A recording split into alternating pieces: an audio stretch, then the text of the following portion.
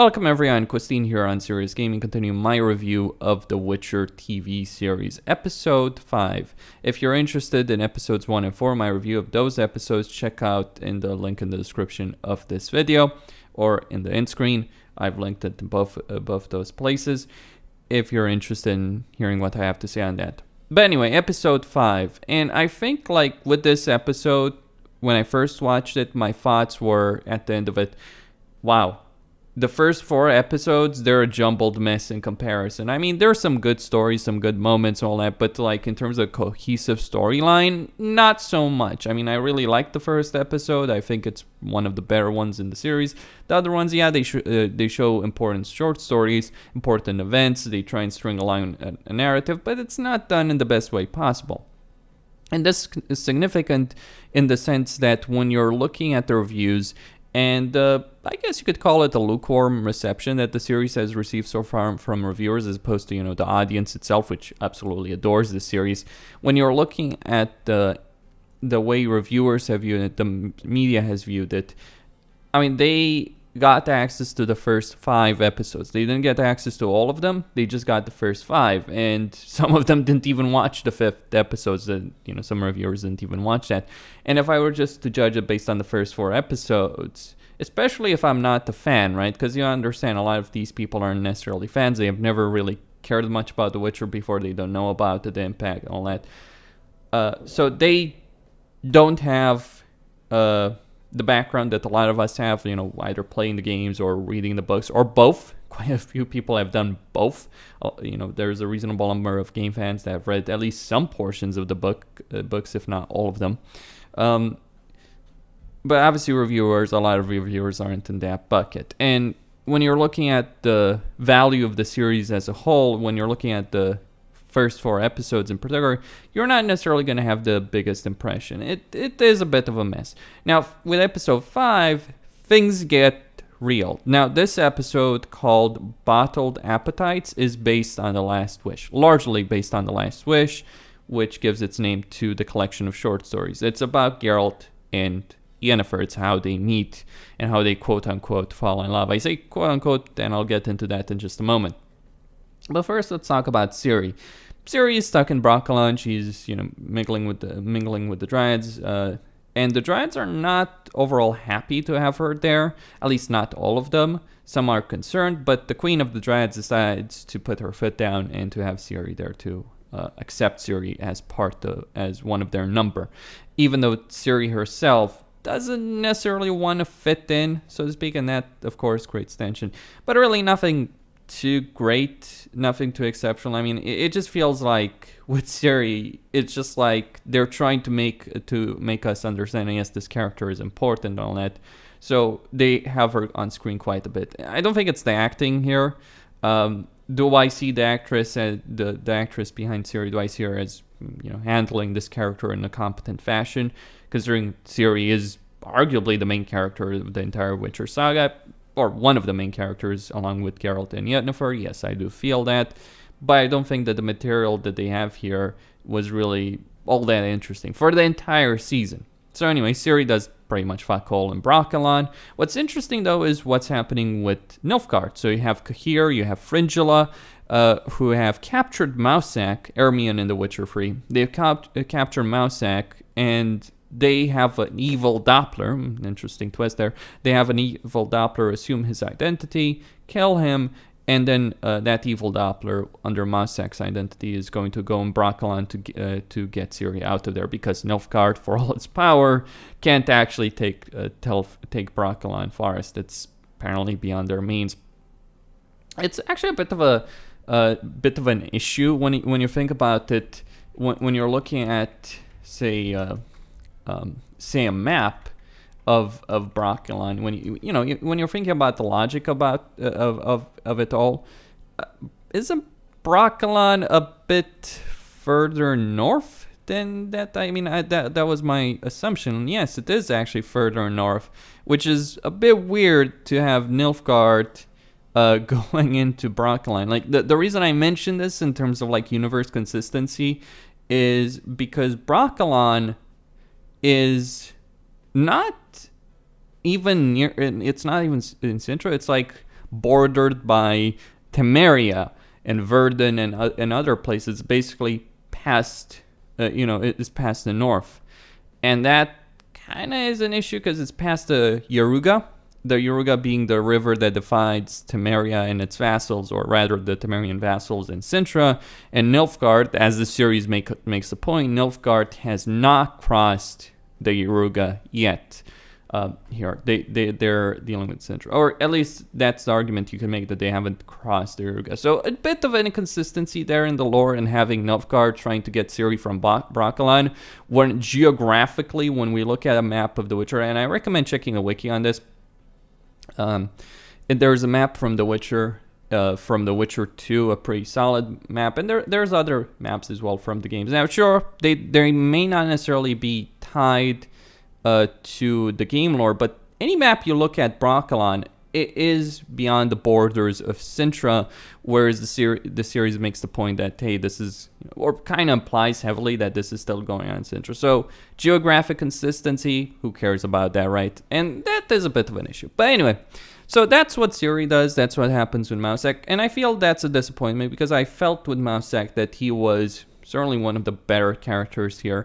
I mean, I get it. Calanthe has to die. That's part of the lore of the story. Her husband has to die, etc. I get that. I understand that. The fall of Sintra must happen, and I think they picked a great actress for Calanthe. But did Mousak have to die? The answer is no, but they still killed him off, which to me is a disappointment, all things considered. I'm also not particularly happy with the decisions they've made with Nilfgaard as a whole. Like, yes, Nilfgaard has always been, the evil bastards, the villainous factions, the opposing force, the bad guys, so to speak. But here they're like, with Cahir, with Fringilla in particular, they're really going on and on about how evil these guys are, especially with Fringilla, though that's more so about future episodes rather than this one.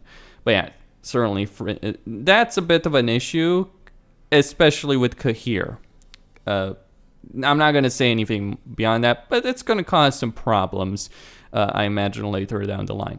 Anyway, with regards to Geralt and Yennefer, the main part of this episode, the thing that makes this episode tick, we get to a story involving Geralt, Dandelion, of course, because all the best stories involve fucking Dandelion, don't they? And Yennefer and a djinn. So the story here, the Last Wish storyline, the adaptation of it, is markedly different than the one we get in the actual book, in the actual short story collection. In the sense, Geralt didn't have an issue with not being able to sleep. He wasn't seeking a djinn to try and cure he and Dandelion just randomly found a djinn's bottle. The idea that Geralt was seeking a djinn to cure his insomnia was taking it too far, but they do make the point, and I think that this is where they try, and with these short stories they did it with the Lesser Evil. They're doing it here, where they're trying to make some connection between Geralt and Ciri, stretching it out, I feel. So the way they do it is like, oh, Geralt can't sleep because destiny is pushing him forward and he should go find Ciri. That's the point that's being made here, with regards to Geralt's insomnia.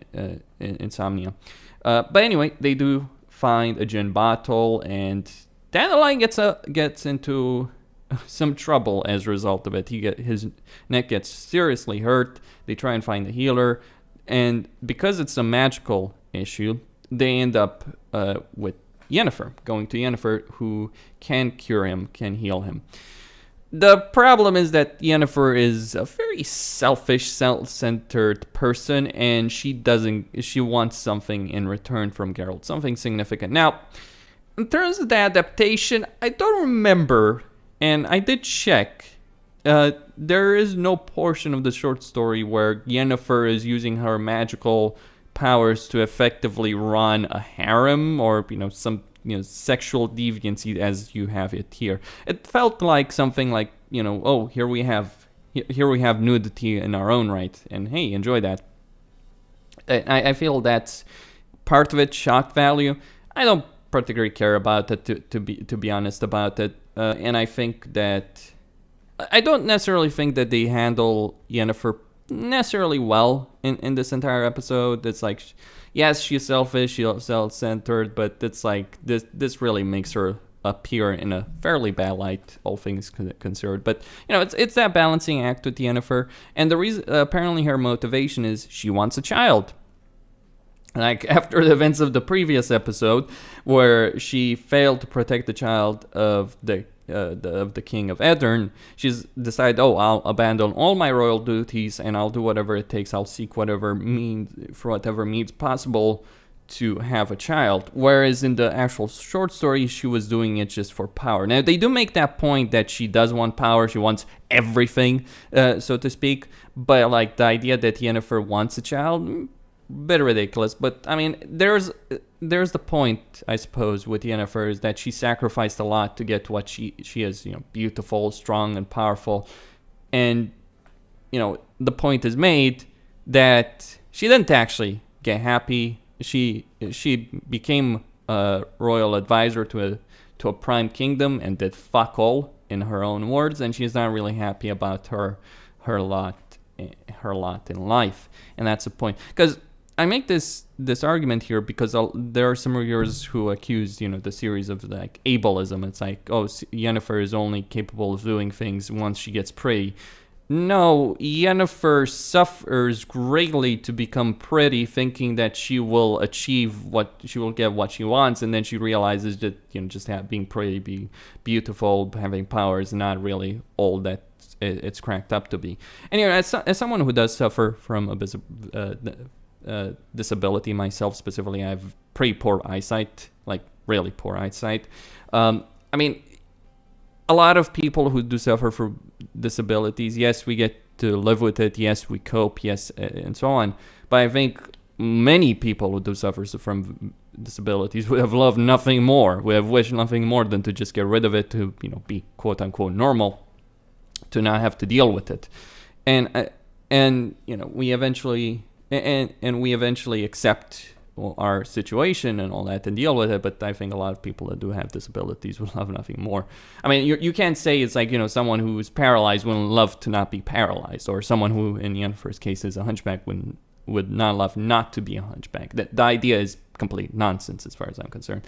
And I mean, the point is made though that just because you get rid of certain issues, you're not necessarily gonna be happy. And I think that's the point that quite a number of commentators missed with respect to that. So anyway, Yennefer wants everything, wants all the power in the world, and she feels a djinn can give it to her. Now, the assumption made by both her and Geralt is that Dandelion has one more wish with the djinn. She tricks Geralt, gets him in a whole heap of trouble, and then tries to control the djinn. It goes as well as you might think with her trying to control the djinn, and then Geralt has to basically step in. It turns out Geralt has the wishes, and Geralt steps in. Yennefer demands that he makes his last wish. Whatever he wants, he offers to give her whatever she wants. She basically tells him to fuck off, and Geralt does make his last wish. And the djinn disappears. Geralt and Yennefer wake up and start making out, and that's the ending of all of it. The beginning of a very horrible, toxic, and stormy relationship between Geralt of Rivia and Yennefer. It's kind of difficult to understand exactly Geralt's logic in all of this. Here he's met a sorceress who is, by all accounts and by everything he sees, and this is, by the way, an issue with the books as well. Here he meets a absolutely fucking terrible person by like every means. Like, I wouldn't say Yennefer is terrible overall, but like in the way she's acting in this entire episode, there is very little redeeming qualities, except she sacrificed her womb and she wants to get it back. She wants to have a child. Maybe that to some extent. I wouldn't say so. But overall, like, Yennefer is an absolutely terrible, horrible person in this episode. And Geralt decides that the one thing he wants to do is be with her. Wow. Clearly, witchers are fucked in the head. Sorceresses are fucked in the head. And we get the good taste of that. Now, I'd say, like, issues with the consistency of the lore, Brokilon, the town, the events in the town, the events surrounding Yennefer. I felt this episode, like, notwithstanding anything related to Nilfgaard, which I think by far is the worst part of the series. Like, everything involving Nilfgaard is pretty shit.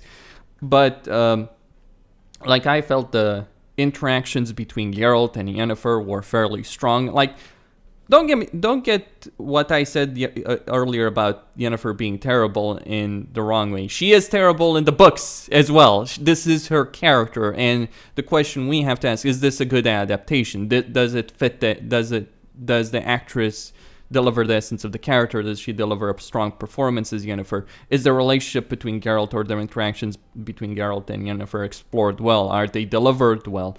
I have to answer yes on all of those. It's a very strong episode. It's strong delivery, and it gets Geralt and Yennefer together.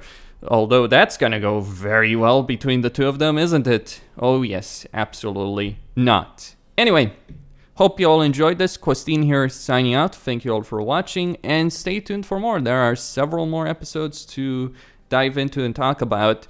The fact that with the first 4 episodes, I made like a big long video about them. I mean, sure, it was close to an hour, but the fact I made one video, whereas here I feel the need to talk about each episode in its own video, should tell you about the quality of these latter episodes. And that's the final thing I'd say. That these last 4 episodes, the first episode absolutely worth watching.